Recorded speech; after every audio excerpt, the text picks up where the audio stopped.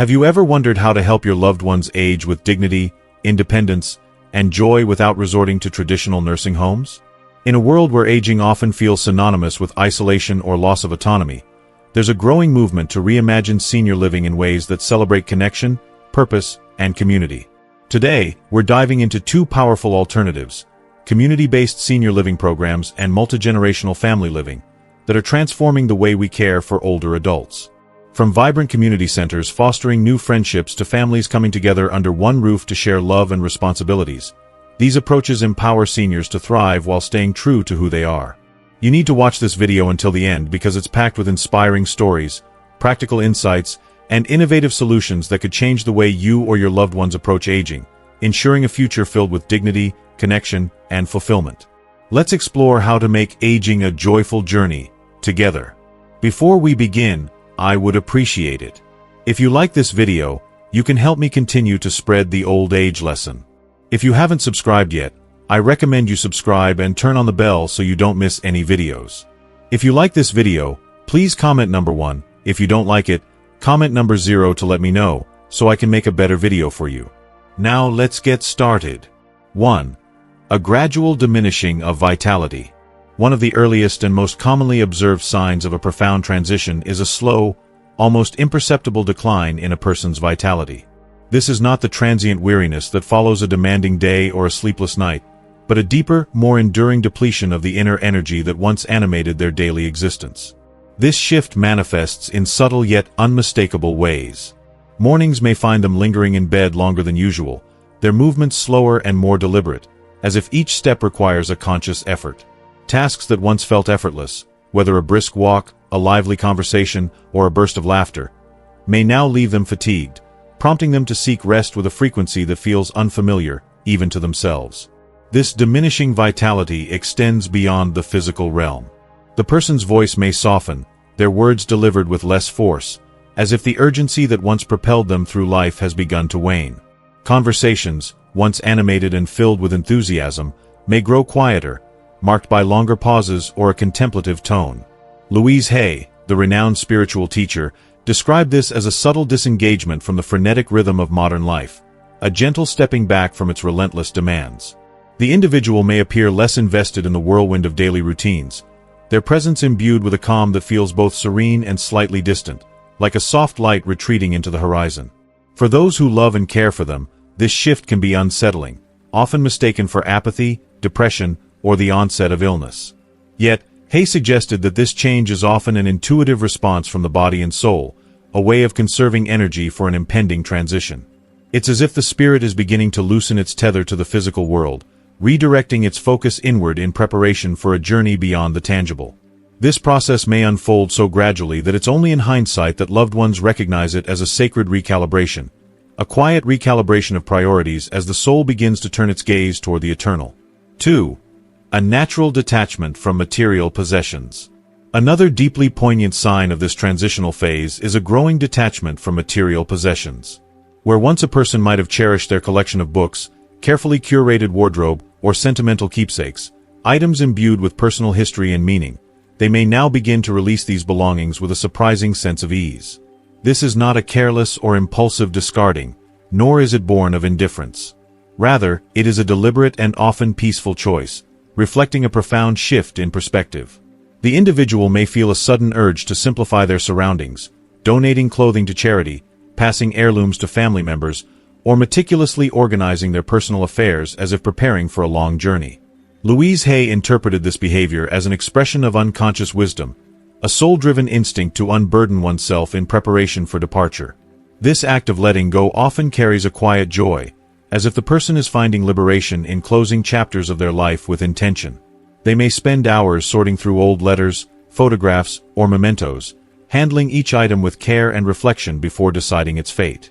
A beloved piece of jewelry might be gifted to a grandchild with a story attached, or a favorite book passed to a friend with a note of gratitude.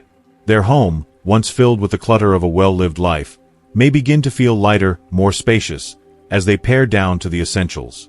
For those around them, this behavior can be both puzzling and alarming, particularly if it seems out of character. Loved ones may worry that this detachment signals a loss of connection to life itself.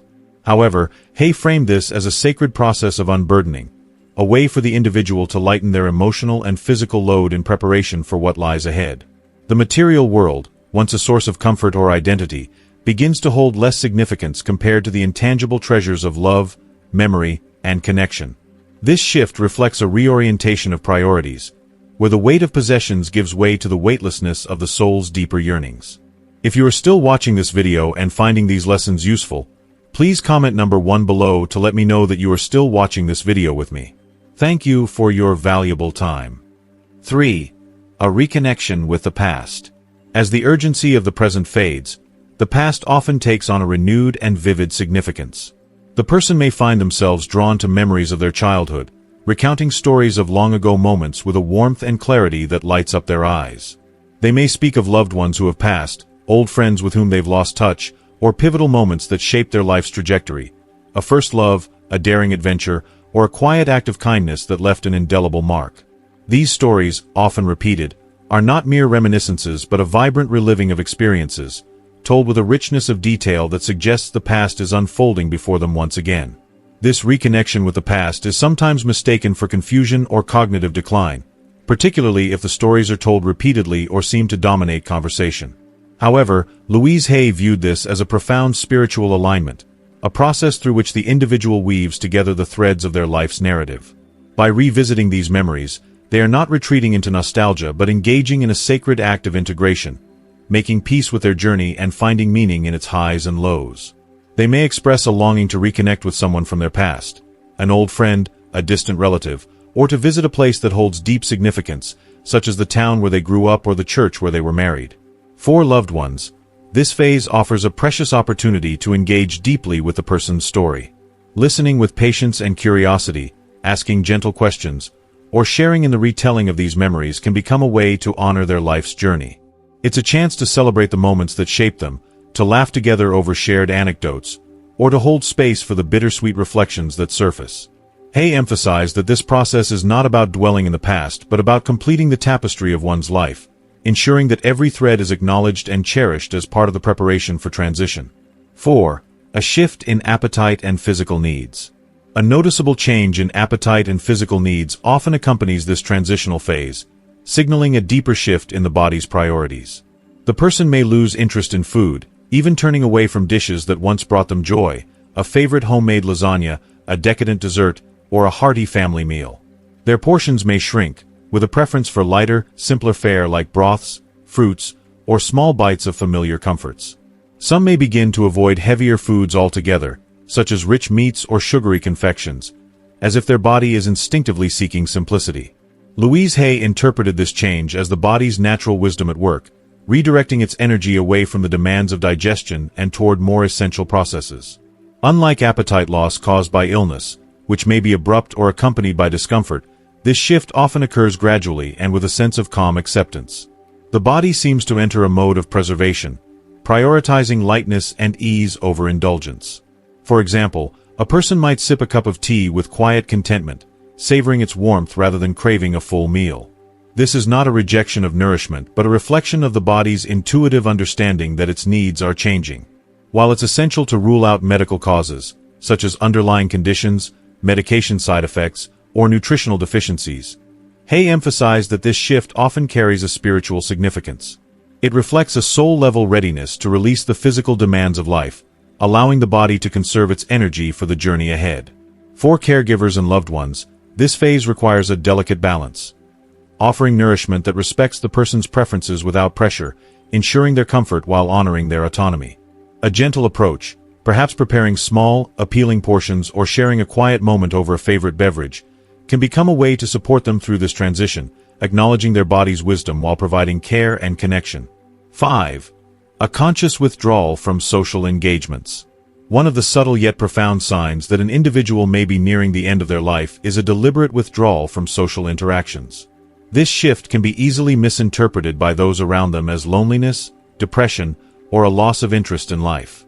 However, as spiritual teacher Louise Hay observed, this behavior often reflects a natural and purposeful turning inward, a sacred process where the soul begins to prepare for its transition to the next phase of existence. Rather than being driven by sadness or disconnection, This withdrawal is a conscious choice to seek solitude, silence, and inner reflection. This introspective phase manifests in various ways. The individual may begin to decline invitations to social events, avoid large gatherings, or express a preference for the quiet comfort of their home, room, or even a favorite armchair by a window. They might excuse themselves from family dinners, community activities, or even casual conversations, choosing instead to spend time alone or with a small, trusted circle. To outsiders, this can seem like a retreat from life, but Hay described it as a sacred pause, a time when the individual is drawn to process their life's experiences, emotions, and memories in a deeply personal way. During this period, you might notice them sitting quietly for hours, perhaps gazing out a window at the shifting patterns of light or the gentle sway of trees. They may leaf through old photo albums, linger over mementos, or simply sit in stillness, lost in thought. These moments are not empty. They are filled with the richness of introspection. Hay likened this silence to a bridge between the physical world and the spiritual realm, a liminal space where the mind and spirit begin to loosen their ties to the body and its earthly demands. This is a time when the individual may revisit pivotal moments of their life, joys, sorrows, triumphs, and regrets, integrating them into a cohesive narrative that brings closure and understanding. For loved ones, this withdrawal can be challenging to witness, especially if the person was once vibrant and socially engaged. There may be a temptation to coax them back into familiar routines, to fill their days with activity or conversation to cheer them up. However, Hay's teachings emphasize the importance of honoring this need for solitude. Forcing social engagement can disrupt the individual's inner process, causing frustration or discomfort. Instead, offering quiet companionship can be profoundly meaningful.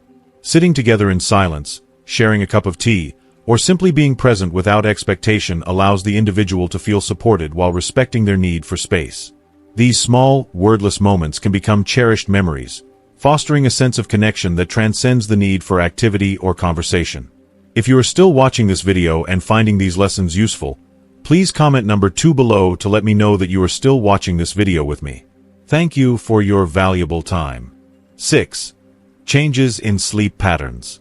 Another significant indicator of this transitional phase is a noticeable shift in sleep patterns, which often goes beyond the typical changes associated with aging. The individual may begin to sleep more frequently or for longer periods, taking naps throughout the day or retiring to bed earlier than usual. Alternatively, they may wake up feeling unrest, as if sleep no longer fully rejuvenates them. This is not merely physical fatigue but a deeper, soul-level exhaustion that signals the body's gradual slowing as it prepares for its final rest. Louise Hay interpreted this change as a reflection of the soul's alignment with a new reality, a gentle disengagement from the demands of the physical world. Sleep during this phase becomes more than a biological necessity. It transforms into a sanctuary, a haven where the body can rest and the mind can begin to release its hold on wakefulness. You might observe the individual dozing off in the middle of the day, perhaps in a favorite chair or during a quiet moment, their breathing slow and steady. These periods of rest are not an escape from reality but a vital part of the soul's preparation, allowing the individual to retreat into a state of peace and inner stillness. Hay saw this as a natural rhythm, a way for the body and spirit to conserve energy for the profound work of transition. Caregivers and loved ones may find this shift unsettling, particularly if the person was once active and alert. There may be an instinct to impose structured schedules, encouraging wakefulness or activity to normalize their routine. However, Hay's perspective encourages a different approach, one of acceptance and empathy. Rather than viewing excessive sleep as a problem to be fixed, it's important to recognize it as a meaningful part of the process. Creating a calm, comfortable environment, soft lighting, a cozy blanket, or soothing sounds can support the individual's need for rest. Allowing them to sleep when they feel called to do so, without judgment or pressure, honors their journey and provides them with the dignity they deserve during this sacred time. 7. A distant, contemplative gaze. One of the most poignant and evocative signs of this phase is a subtle yet unmistakable change in the individual's gaze. Their eyes may appear to look beyond the immediate surroundings, as if drawn to something unseen, a horizon, a memory, or a presence that lies just beyond the physical world. Louise Hay described this as an expanded perception, a state in which the individual exists simultaneously in the present moment and communion with a greater reality. Far from being vacant or detached, this gaze is serene, imbued with a quiet depth that speaks of inner peace and profound awareness. Loved ones may notice the individual spending long moments staring out a window, their eyes tracing the movement of clouds, the dance of leaves in the wind, or the soft glow of dawn or dusk. They might sit in a garden, watching birds with a quiet intensity, or gaze at a familiar object, a family photo, a cherished keepsake, with a tenderness that suggests they are seeing it anew. This contemplative state can be mistaken for distraction or disengagement, but Hay viewed it as a sacred shift in consciousness. The individual may be responding to an inner call, sensing a reality that others cannot yet perceive, or connecting with memories, loved ones, or spiritual presences that bring comfort and meaning. This gaze often carries a quality of stillness, as if time itself has slowed. It may be accompanied by moments of quiet smiling, soft murmurs, or even gentle tears, not of sorrow, but of recognition or gratitude. For those around them, witnessing this shift can feel both beautiful and bittersweet, a reminder of the individual's journey toward a destination that remains out of reach for others. Hay's teachings encourage loved ones to respect this sacred space, refraining from interrupting with questions or demands for attention. Instead, sitting quietly nearby, sharing the moment without words, or gently acknowledging their gaze with a touch or a smile can affirm their experience and provide reassurance that they are not alone. 8. An unexpected emergence of peace. Perhaps the most striking and transformative sign of this phase is the emergence of a profound sense of peace, often appearing unexpectedly, even in individuals who have lived with anxiety, conflict, or unresolved struggles. This tranquility is not merely the absence of worry but a deep, almost tangible calm that radiates from within. Louise Hay described this as a form of surrender, not a giving up on life, but a graceful acceptance of the past, present, and what lies ahead. It is as if the individual has resolved something fundamental at the soul level, finding clarity and resolution that transcends earthly concerns.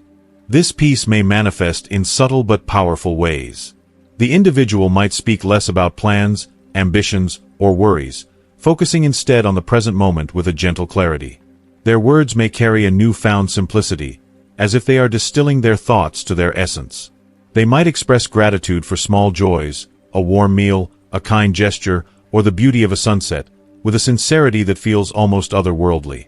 Even in the face of physical decline, pain, or challenging circumstances, this calm can remain unshaken, offering a sense of grace that touches everyone around them. Hay believed this peace reflected a deep spiritual understanding, a recognition that the journey of life is nearing its natural conclusion. The individual may seem to carry an inner light, a quiet assurance that they are ready for what comes next. For loved ones, witnessing this transformation can be both heartbreaking and profoundly inspiring. It serves as a reminder to cherish the present moment, to listen deeply to their words, and to honor the wisdom they embody. Simple acts, holding their hand, sharing a memory, or sitting together in quiet appreciation, can deepen this connection, allowing loved ones to share in the sacredness of this final chapter. If you are still watching this video and finding these lessons useful, please comment number 3 below to let me know that you are still watching this video with me. Thank you for your valuable time. 9. Subtle farewells and expressions of closure. In the final months or weeks of life, many individuals begin to exhibit subtle yet profound behaviors that signal their intuitive awareness of an approaching transition. These actions are not always overt or explicitly labeled as farewells, but they carry deep emotional weight. According to Louise Hay, these gestures reflect the heart's quiet wisdom, communicating what the mind may struggle to articulate. People might organize important documents, such as wills or letters, ensuring their affairs are in order. They may leave behind notes filled with love, wisdom, or instructions for loved ones, or they may express specific wishes about how their belongings or legacy should be handled after their passing. Some may begin to speak more openly about their gratitude, sharing heartfelt appreciation for the people in their lives. Others might reminisce fondly about cherished memories, weaving stories that connect the past to the present, or offer kind, deliberate words to friends, family, or even acquaintances. These actions, whether a lingering hug, a meaningful glance, or a simple thank you, are imbued with a quiet significance, serving as the soul's way of preparing for departure. This phase is not about predicting a precise timeline for death, but about recognizing the spirit's innate sense of closure. These subtle farewells are an invitation for loved ones to be fully present, to listen with open hearts, and to engage with intentionality. For family members and caregivers, noticing these signs offers a precious opportunity to deepen connections, ensuring that no essential words of love, gratitude, or forgiveness are left unspoken. By honoring these moments, We create space for meaningful exchanges that can bring peace and closure to both the individual and those around them. Responding with love and presence. Recognizing these subtle signs can stir a complex mix of emotions: grief, fear, sadness, guilt, or even denial. These feelings are natural, yet Louise Hay emphasized that responding with love and acceptance, rather than resistance or avoidance, is the most compassionate way to navigate this phase. By embracing the natural rhythm of life's end, we allow ourselves to focus on what truly matters: being fully present, listening attentively, and offering unconditional love.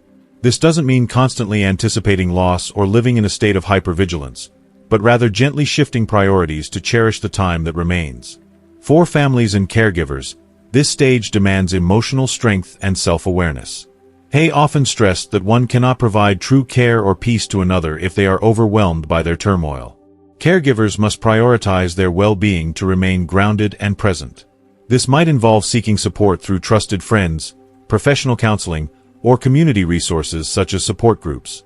Taking time for rest, reflection, and self-care is not selfish but essential, as it enables caregivers to offer their best selves to the person they are supporting. Sharing responsibilities with others, whether family members, friends, or professional caregivers, can also help prevent burnout, ensuring that the caregiving process remains sustainable and compassionate. Practical steps can further enhance this period of connection.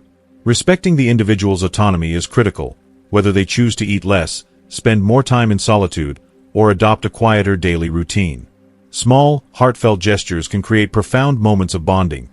Playing a favorite song, flipping through old photo albums, holding hands in silence, or simply sitting together in a shared, comfortable stillness. These acts require no grandeur, only sincerity, and they honor the individual's unique life story and their current journey. By focusing on these simple yet meaningful interactions, caregivers and loved ones can foster an environment of warmth, dignity, and mutual respect. Embracing the conversation about death. One of the most transformative ways to honor this phase is by fostering open, honest conversations about death. In many cultures, death remains a taboo subject, avoided out of fear that discussing it might cause distress or somehow hasten the end. However, Louise Hay believed that addressing death openly can be profoundly liberating for both the individual and their loved ones. Gentle, compassionate questions about their wishes for their final days, their favorite memories, or their hopes for those they leave behind, can deepen bonds and provide a sense of closure. Even if the person is not ready to discuss death directly, simply creating a safe, non-judgmental space for such conversations validates their emotions and experiences. This willingness to engage in dialogue transforms death from a fearful, unspoken topic into a natural part of the human journey. It allows for moments of truth and vulnerability, where love, forgiveness, and gratitude can flourish. While omitting the pain of loss is inevitable, the regret of unshared feelings or unspoken words can be minimized through these conversations. By approaching the end with courage, openness, and authenticity, families can craft a farewell that is not defined by sorrow but enriched by the depth of connection and the fulfillment of shared truths. And there you have it. 2 transformative approaches to senior living that prioritize connection, independence, and joy. Community-based senior living programs and multi-generational family living are redefining what it means to age with dignity, offering practical support and emotional fulfillment while keeping seniors at the heart of their communities and families. I hope this video has inspired you with new ideas for supporting the older adults in your life or planning for your future. So, tell me, what have you learned so far? What's one thing from this video that you're excited to bring into practice in your life? Please share it in the comments below. I'd love to hear your thoughts. If you found this video valuable, please leave your comment below, and don't forget to like, share, and subscribe to our YouTube channel for more content to inform and inspire you. Thank you for watching, and let's keep the conversation going.